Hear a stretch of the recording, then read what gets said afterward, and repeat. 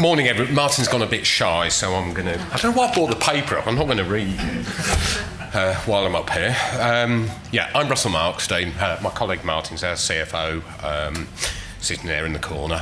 From NRG Fleet Services, biggest company you've never heard of, probably. What do?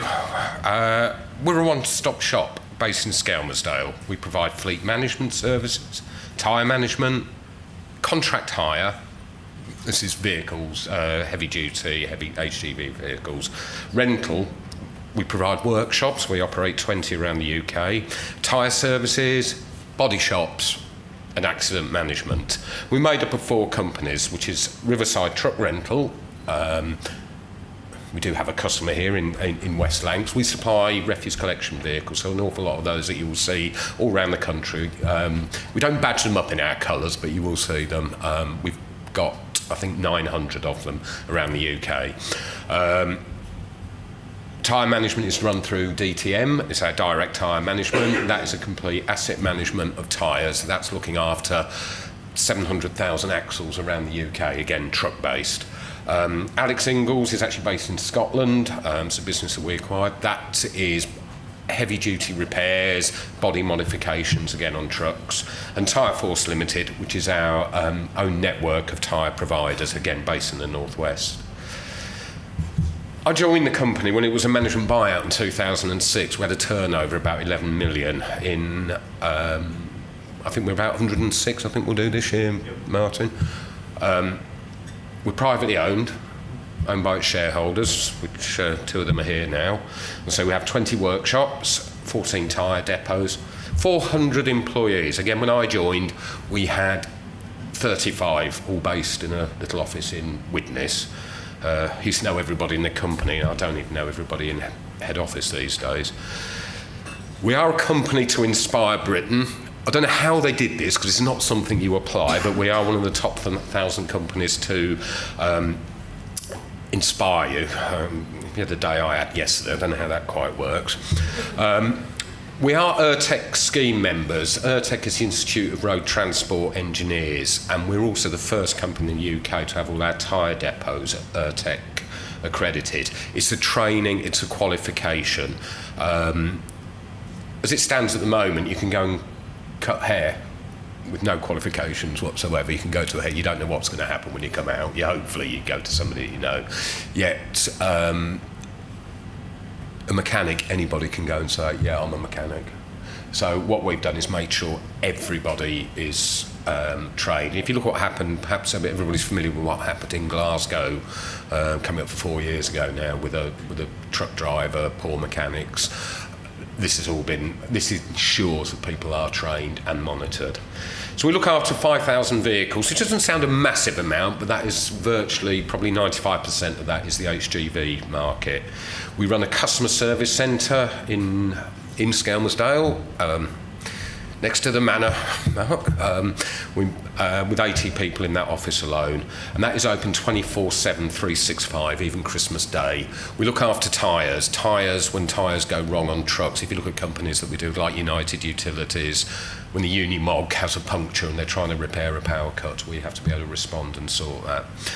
We handled last year, out of just Skelmersdale, 600,000 inbound and outbound telephone calls. So we do have a bit of a phone bill, that's to say the least. We actually relocated to Skelmersdale when we acquired Direct Tyre Management. That was in 2013. They had an office in Blackpool. NRG Fleet Services had a rental business in Widnes, and we were trying to merge 2 business, and geographically, with a bit of help from the council, which Kim was involved in at the start, weren't you? We've set up a facility. So there it is now, absolutely lovely building. Just give an example of what our workshops are like. It's a tyre depot and a vehicle maintenance facility. It's also a body shop there. Direct Tyre Management, I just want to do a little bit on there, it's an independent tyre management company. We've actually got 5% of the truck market. And so we moved from Blackpool to Skelmersdale. We manage 700,000 commercial tyres across the UK. All the trucks going up and down the motorway, 5% of those have been looked after by us. And we're not aligned to a tyre manufacturer. I mean, I'm sure everybody's been into ATS, which is owned by Michelin, or Quick Fit, which is Goodyear. We're totally, completely and utterly independent. So if somebody has a problem with their tyre, or an event, as we call it, we will get the best deal for them. So it's managing that asset. We have our own network of our own tyre fitting centres as well. Our customers are local authorities predominantly, utilities and logistics companies, basically anybody who operates a truck. And we also provide what we call a white label service for a tyre manufacturer. Because it's white label, we can't say who they are, but it is actually Europe's largest tyre manufacturer, and out of Skelmersdale we run their customer service centre. But we can't say who it is. But their calls we answer it in their name. So any of their corporate customers have it, we manage that from Skem. And we do lots of different options with tyres. You can have a contract on fixed price, you can have price per kilometre, or a pay-as-you-go. I'm also going to switch now. I'm dual-hatted, and we also have another business which is called Electric Commercial Vehicles. And it's a little bit of innovation that we've come up with. And what Electra is Electric Commercial Vehicles is a UK-based facility. It's a production facility in Wolverhampton, although we are looking, and we're in discussions about a site in Lancashire. This was created in Skelmersdale. We collaborate with body and chassis manufacturers effectively to convert old and new vehicles to be fully 100% electric powered. It's our intellectual property, and it's the components of tier 1 world-class manufacturers. When I talk about tier 1, this is not some harebrained idea that we've come up with. This is using batteries and what we call a motor drive generator that powers the truck. That motor drive generator, which I will come on to, is a very, very established model. And we have a social enterprise model as well, that with batteries, batteries in a truck will run for 10 years, and by then they'll go to about 85% degradation. It's not like your iPhone, which after sort of charges after a couple of years lasts about 5 minutes, especially using all the apps that Chris has been talking about. The batteries can actually go. We could talk to West Lancs, we could go and have a chat with Kim and say, any chance of a little building? We're going to store all our old batteries as they come off trucks from all around the world and build a battery farm. We'd actually put either a solar panel on there, or perhaps a wind turbine, or let those batteries be charged on a trickle charge overnight. That actually generates static power, which will then perhaps be a community project, could perhaps power this place, council offices, social services type place, a school. So that's the idea of it. Why are we doing this? Truck manufacturers, believe it or not, don't have electric vehicle programs today. They will do, because they're all doing it. We've all seen Mr. Musk with his big announcement. But their target date is 2021 for major manufacturers. As we know, London and the other major cities have adopted a clean air strategy and a rapid timetable ahead of the manufacturers' plans. An example, Scania are the largest truck manufacturer in the world. They've just spent €1 billion creating a new diesel engine. We all know what's happening. The London agenda's been adopted by other UK cities as well. Glasgow, Oxford. Quite interesting, Oxford is actually going to have the first zero-emission street in the UK. So basically, unless you're on a bike or an electric vehicle, you won't be able to go down it. As operators, and I know there are a few operators here, you're going to get stuck with congestion charges, T charges, the ultra-low emission zone. They're all punitive measures forcing operators to run cleaner vehicles. But manufacturers haven't got anything yet. There's lots of electric cars, I'm sure there are Tesla, Nissan Leaf, Toyota, Prius drivers here. But the truck manufacturers just don't do anything, because basically going up and down a motorway, it's not ready yet. We're a long way from being able to do 500 miles on a single charge, which is where the the sort of opportunity comes for electric commercial vehicles. At the moment, the industry is served by some small start-up, grant-hungry companies. There is a lack of support for the logistics market, the 24-hour operation.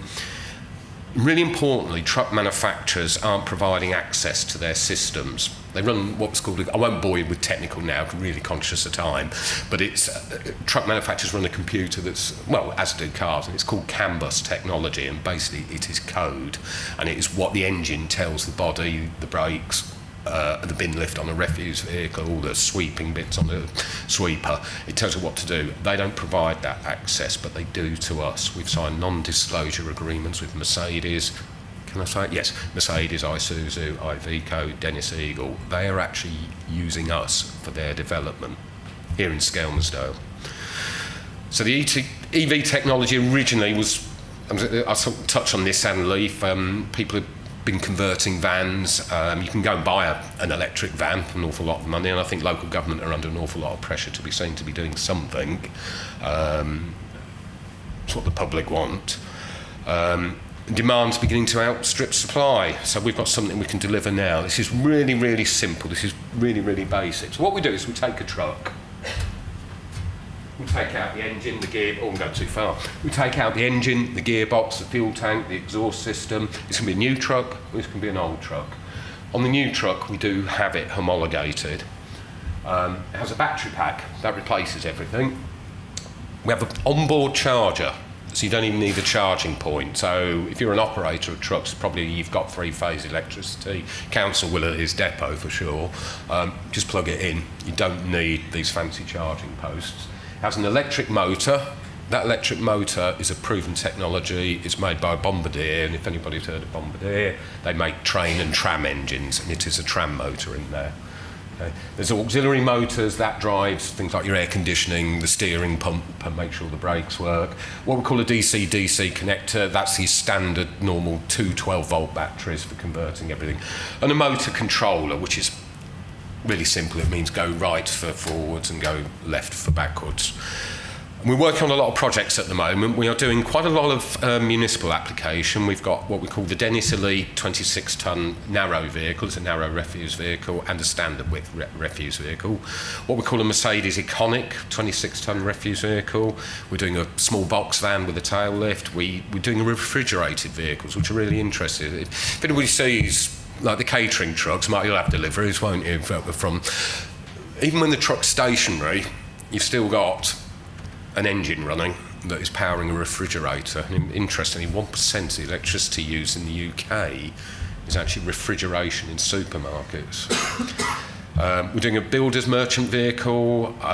Again, this is more for London. They're building the big Thames Tideway project, and the mayor said no diesel vehicles on that project till 2019. And one of the companies who were on that project came to see us. They're a tool hire company. They deliver heavy plant, and they said, we've got to deliver with an electric vehicle. Can you do us something with a 7-tonne crane? And we said, yes, we can.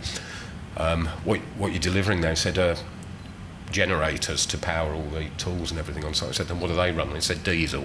But the mayor doesn't know that yet. So it'll run all day on diesel, but it's delivered with electricity. We're also looking at a skip loader, a tipper grab vehicle. That's actually from the large builder merchants, very large builder merchants. Standard tractor unit. A tractor unit is your normal articulated lorry, but this is more for urban deliveries. And also a dock tug or a distribution tug. That's what it looks like. Absolutely no different from anything else. That is a Mercedes, brand new, converted. That's in the City of London, which is a square mile, and it's probably the most high-profile councils going. 8,500 vehicle population, yet they're the ones who will be going the first EV. And this is the bit I'm now going to panic.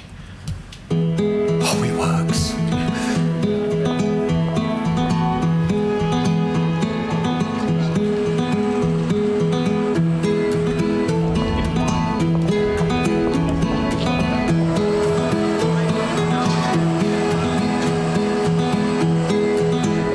First of its kind. It's fully electric. There's no range extenders, no engines, no diesel, nothing. Fully electric. It can do a 10-hour shift, which is really good, and that's compacting the waste, lifting the bins up, The concept is excellent, and it's just what we've been looking for in the market. That would be the ambition, with the infrastructure in place and everything else, to have everything electric or alternative fuels rather than diesel. Yes, that's the ambition. That was produced by the City of London, not us, because we would have got a more eloquent speaker. But thank you very much for your time. Any questions?